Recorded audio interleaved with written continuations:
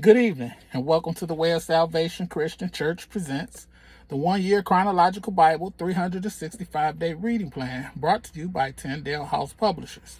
I am Minister Jewett Peterson Sr., and today is January 2nd, 2024. It is the third day of is the evening of the third day of the week, and today we'll be reading day 100 in the New Living Translation.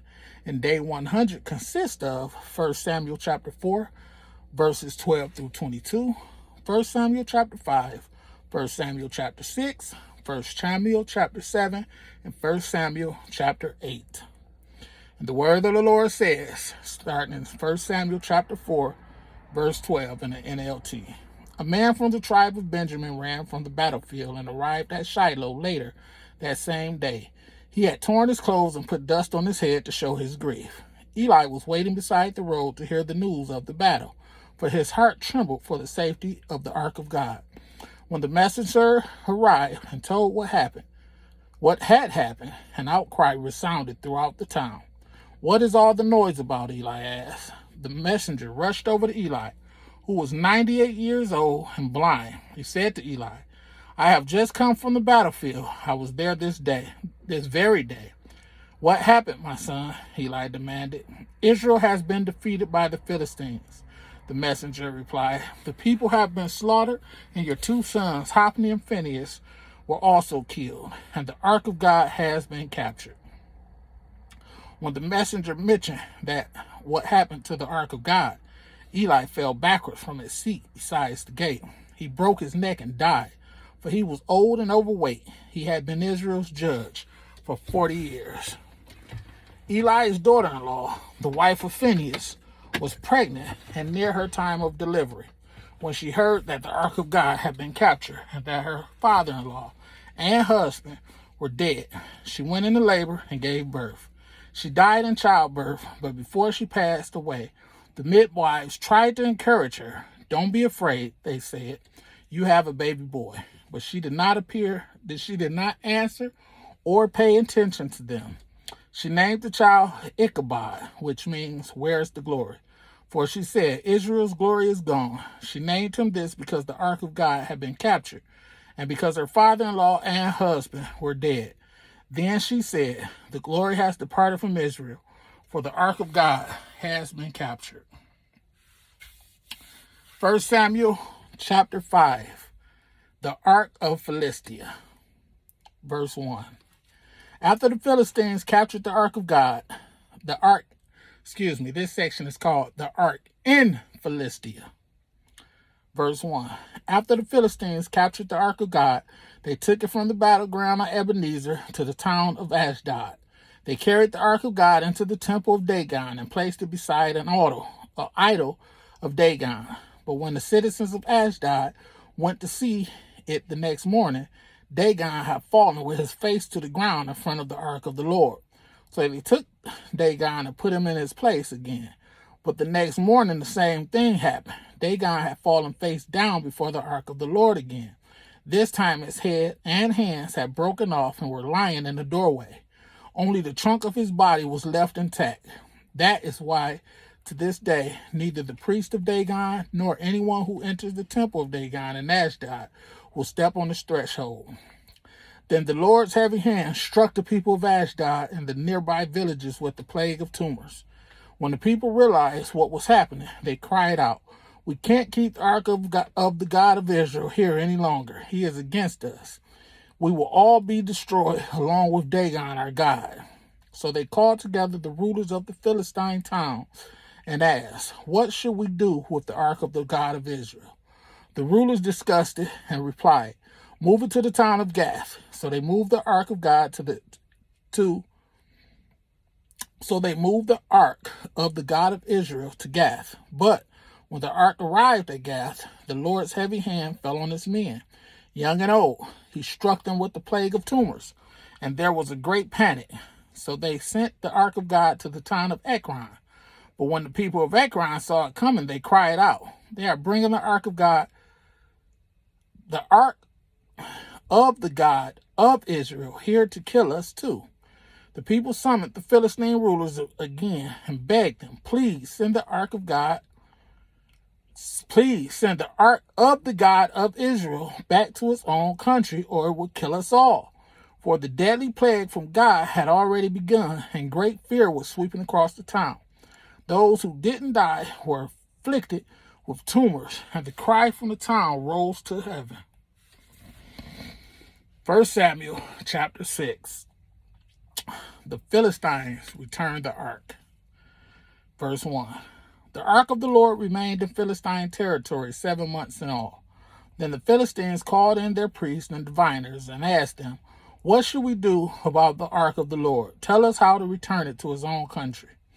Send the ark of the God of Israel back with the gift. They were told, send a guilt offering so the plague will stop. Then if you are healed, you will know it was his hand that caused the plague. What sort of guilt offering should we send? They asked. And they were told, since the plague has struck both you and your 5 rulers, make 5 gold tumors and 5 gold rats, just like those that have ravished your land. Make these things to show honor to the God of Israel. Perhaps then he will stop afflicting you, your gods, and your land. Don't be stubborn and rebellious as Pharaoh and the Egyptians were. By the time God was finished with them, they were eager to let Israel go. Now build a cart and find 2 cows that have just given birth to calves. Make sure the cows have never been yoked to a cart. Hitch the cows to the cart, but shut their calves away from them in a pen. Put the ark of the Lord on the cart, and beside it place a chest containing the gold rats and gold tumors you are sending as a guilt offering. Then let the cows go wherever they want. If they cross the border of our land and go to Beth Shemesh, we will know it was the Lord who brought this great disaster upon us. If they don't, we will know it was not his hand that caused the plague. It came simply by chance. So these instructions was carried out. 2 cows were hitched to the cart, and their newborn calves were shut up in the pen. Then the ark of the Lord and the chest containing the gold rats and the gold tumors were placed on the cart. And sure enough, without veering off in other directions, the cows went straight along the road toward Beth Shemesh, lowing as they went. The Philistine rulers followed them as far as the border of Beth Shemesh. The people of Beth Shemesh were harvesting wheat in the valley, and when they saw the ark, they were overjoyed. The cart came into the field of a man named Joshua and stopped beside a large rock. So the people broke up the wood of the cart for a fire and killed the cows and sacrificed them to the Lord as a burnt offering. Several men of the tribe of Levi lifted the ark of the Lord and the chest containing the gold rats and gold tumors from the cart and placed them on the large rock. Many sacrifices and burnt offerings were offered to the Lord that day by the people of Beth Shemesh. The 5 Philistine rulers watched all this and then returned to Ekron that same day. The 5 gold tumors sent by the Philistines as a guilt offering to the Lord were gifts from the rulers of Ashdod, Gaza, Ashkelon, Gath, and Ekron. The 5 gold rats represented the 5 Philistine towns and their surrounding villages, which were controlled by the 5 rulers. The large rock at Beth Shemesh, where they set the ark of the Lord, still stands in the field of Joshua as a witness to what happened there. The next section is the ark moved to Kiriath Jearim, verse 19. But the Lord killed 70 men from Beth Shemesh because they looked into the ark of the Lord, and the people mourned greatly because of what the Lord had done. Who is able to stand in the presence of the Lord? This holy God, they cried out. Where can we send the ark from here? So they sent messengers to the people of Kiriath Jearim and told them, the Philistines have returned the ark of the Lord. Come here and get it.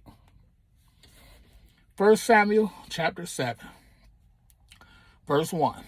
So the men of Kiriath Jearim came to get the ark of the Lord. They took it to the hillside home of Abinadab and ordained Eleazar, his son, to be in charge of it. The ark remained in Kiriath Jearim for a long time, 20 years in all. During that time, all Israel mourned because it seemed the Lord had abandoned them. Next section, Samuel leads Israel to victory. Verse 3. Then Samuel said to all the people of Israel, If you want to return to the Lord with all your hearts, get rid of your foreign gods and your images of Ashtaroth. Turn your hearts to the Lord and obey him alone. Then he will rescue you from the Philistines. So the Israelites got rid of their images of Baal and Ashtaroth and worshiped only the Lord. Then Samuel told them, gather all of Israel to Mizpah, and I will pray to the Lord for you. So they gathered at Mizpah, and in a great ceremony drew water from a well and poured it out before the Lord. They also went without food all day and confessed that they had sinned against the Lord. It was at Mizpah that Samuel became Israel's judge. When the Philistine rulers heard that Israel had gathered at Mizpah, they mobilized their army and advanced. The Israelites were badly frightened when they learned that the Philistines were approaching.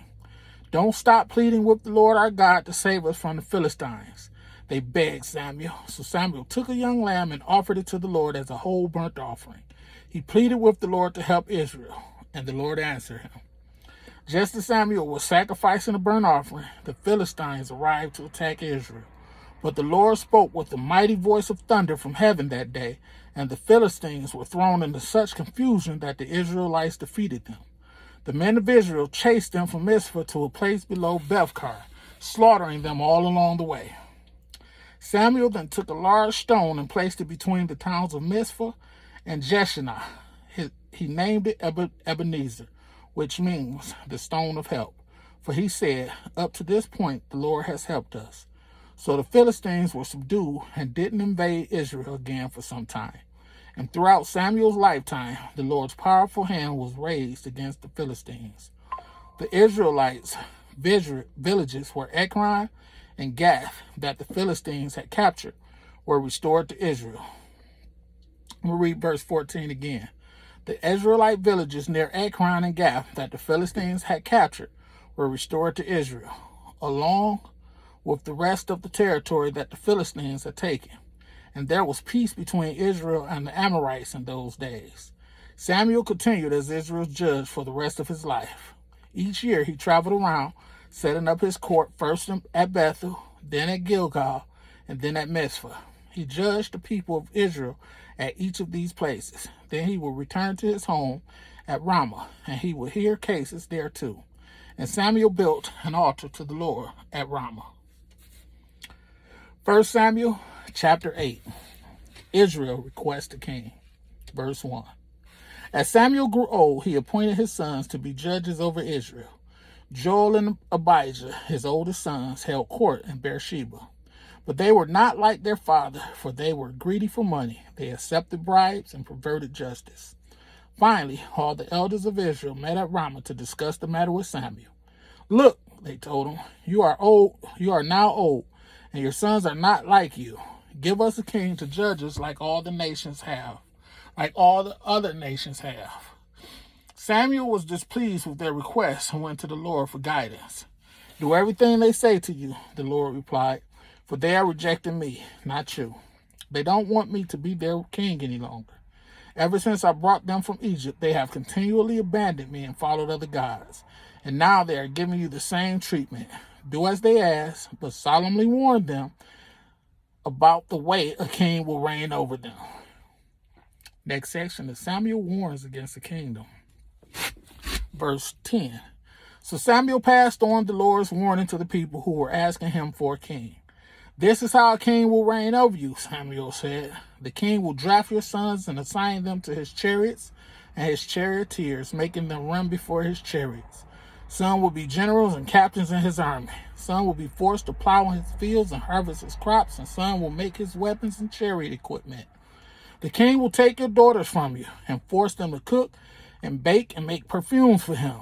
He will take away the best of your fields and vineyards and olive groves and give them to his own officials. He will take a tenth of your grain and your grape harvest and distribute it among his officers and attendants.